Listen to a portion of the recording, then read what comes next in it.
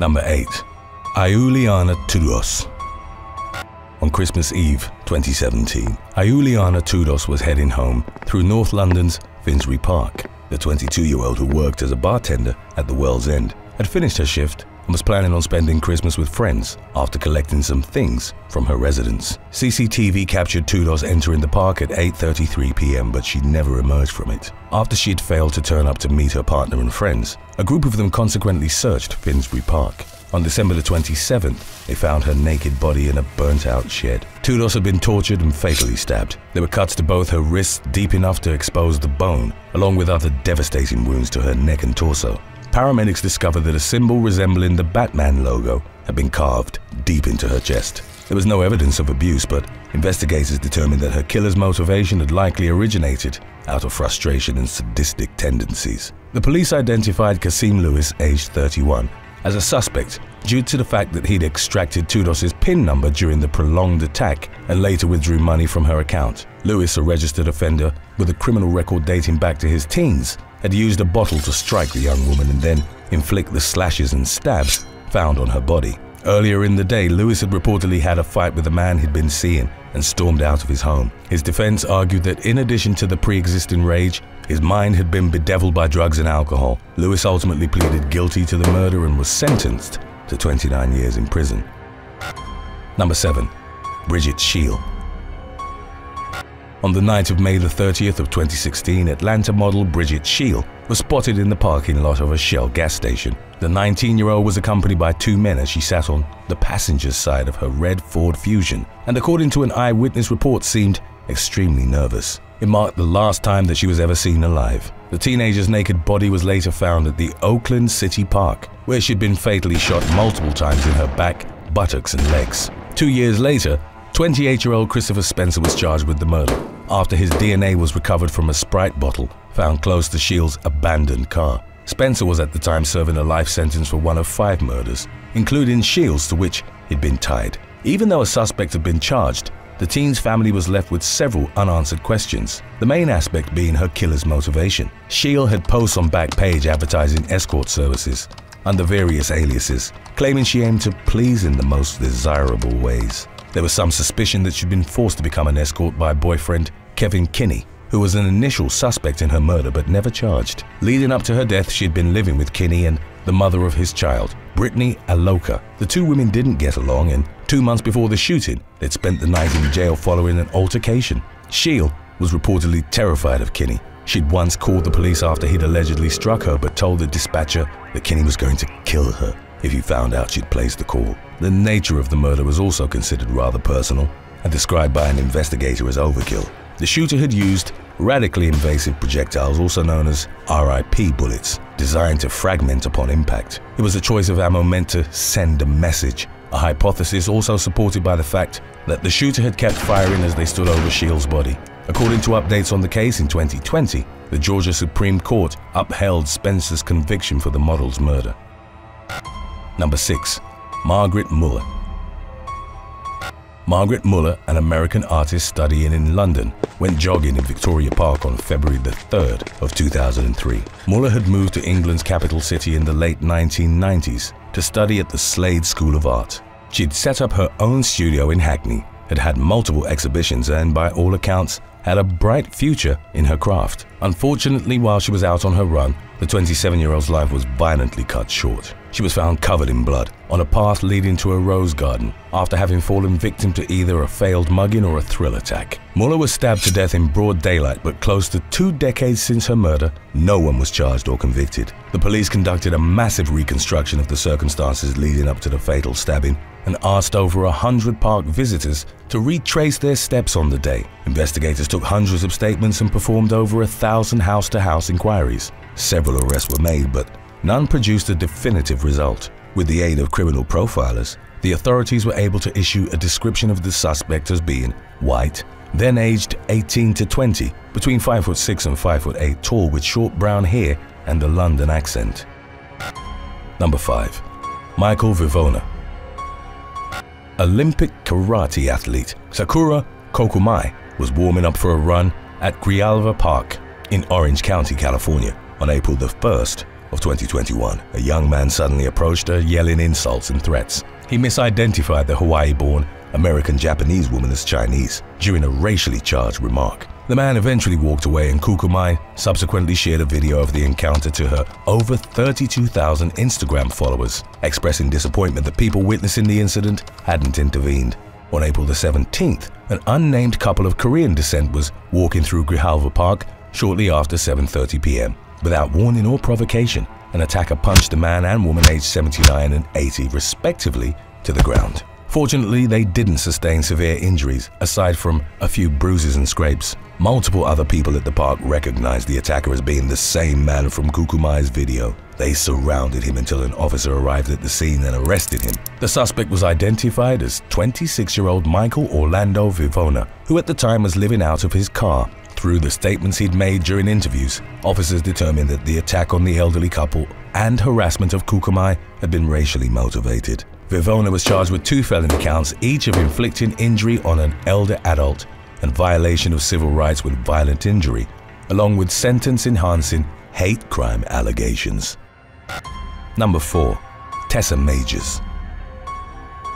On the evening of December the 11th of 2019, Barnard College student Tessa Magers was walking through Morningside Park in New York City's Upper Manhattan area. The 18-year-old passed a trio of male teenagers while looking down at her iPhone. They charged Magers in an attempt to mug her, with the attack led by Rashawn Weaver, who kicked her hard in the back. He, along with accomplices Luciana Lewis and Zaire Davis, then tried to snatch Magers' phone, but she fought back. The device reportedly contained 3 years' worth of songs that the aspiring musician had written and planned to record over the coming winter break. At some point during the altercation, she allegedly bit Weaver on the finger, which caused him to fly into a rage. He repeatedly stabbed Magers in the chest as Lewis held her in a headlock. One of the knife strikes pierced her heart, and after her attackers had fled, the teenager collapsed while trying to climb the steep stairs at one of the park's entrances. A security guard found her at the top of the staircase and called 911. When she was still conscious, Magers had told a witness about what had happened in the park.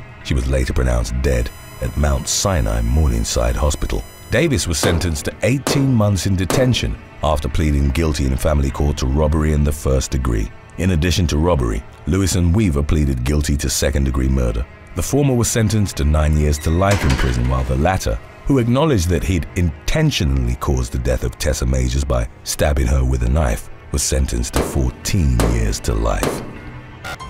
Number 3. Gary Jenkins.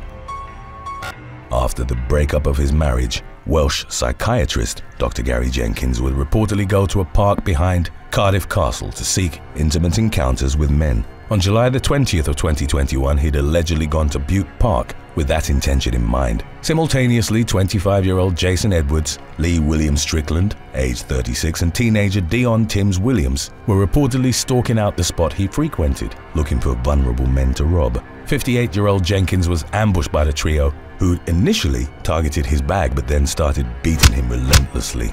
Passerby Lewis Williams tried to intervene after witnessing them repeatedly striking the victim, but he was attacked as well. Williams would later tell the authorities that Edward Strickland and Timms Williams were laughing and egging each other on as they stomped on Jenkins's head and body. The teenager, whom Williams described as evil and sadistic, was reportedly caught on CCTV laughing and jeering, "I needed that," in the aftermath of the vicious beating. Police rushed to the scene after the alarm had been raised and found Jenkins unconscious, with his trousers pulled down and his lower half exposed. He died 16 days later from a brain injury sustained in the onslaught. All 3 of his attackers pleaded guilty to manslaughter, robbery, and assaulting Williams, but denied murder. They were nevertheless found guilty of it in February of 2022, and each sentenced to life imprisonment. Timms Williams had to serve a minimum of 18 years, while the other men had to each spend at least 33 years behind bars. In this, in the storyboard that we've got, there's several photos of you as you accept in your statement you are female one. Where are the clothes that you were wearing that night? No comment. Okay. So I think when you're first seen on the camera, you've got like a jacket on, possibly either black socks or black tights with black at the bottom. They look like Vans trainers. Can you tell me where we can find those clothes? No comment. Where's the Nike bag that you had with you on that night? Is there any reason that you can't or won't tell me where those clothes in that bag are? No comment. Have you got rid of them or thrown them away? No comment. Today's topic was requested by Jenny G. If you have any other topics you'd like to learn about, subscribe and let us know in the comments section below. Number 2. Courtney Heron. 25-year-old Australian woman Courtney Heron met Henry Hammond, who was also in his mid-20s, at Melbourne's Royal Park in May of 2019. The latter didn't have a fixed address at the time, and Heron invited him to smoke ice with her and her friends. Early next morning, Heron and Hammond went for a walk together through the park. At one point, the latter picked up a tree branch. A park sleeper would later report having overheard Heron ask, "Are you going to kill me?" Hammond then struck the young woman in the face and over the course of nearly an hour beat her to death with the tree limb. The park sleeper reportedly witnessed the attack and later recounted Hammond's terrifying intensity during the onslaught, claiming that he was grunting while relentlessly bashing Heron. He then tied her legs together and dragged her body into a clearing. When the authorities caught up to him the following day, Hammond claimed that he'd recognized Heron from a past life and that he'd gotten revenge on her for being treacherous to his family. Hammond was eventually found not guilty of murder by way of mental impairment, after it was determined that he'd been in the grips of a schizophrenic relapse at the time. He had been having symptoms associated with the mental illness since 2017, and after killing Heron, was ordered to spend 25 years in a psychiatric facility. In the aftermath, Heron's father sued Corrections Victoria, alleging negligence in their supervision of Hammond. He'd been released on appeal against a 10-month jail sentence for offenses that included making a threat to kill. The victim's father maintained that Hammond should have never been let out, considering that he lacked family support, was homeless, and dealing with substance abuse. It was also alleged that he refused counseling while in custody and that he hadn't been subjected to a psychiatric evaluation. Number 1. Bieber Henry and Nicole Smallman.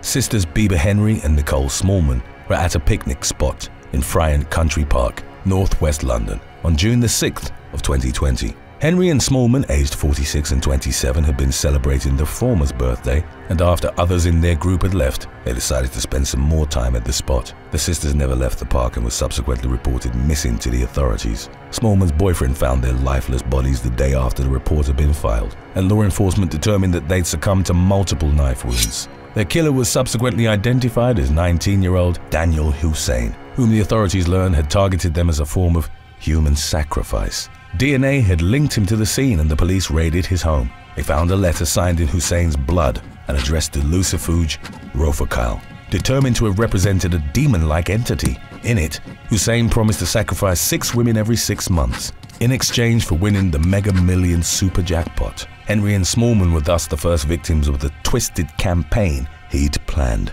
In another note, Hussein offered blood to demon Queen Byleth in exchange for making a girl at his school fall in love with him. In the fall of 2021, he was given 2 concurrent 35-year jail sentences at the Old Bailey.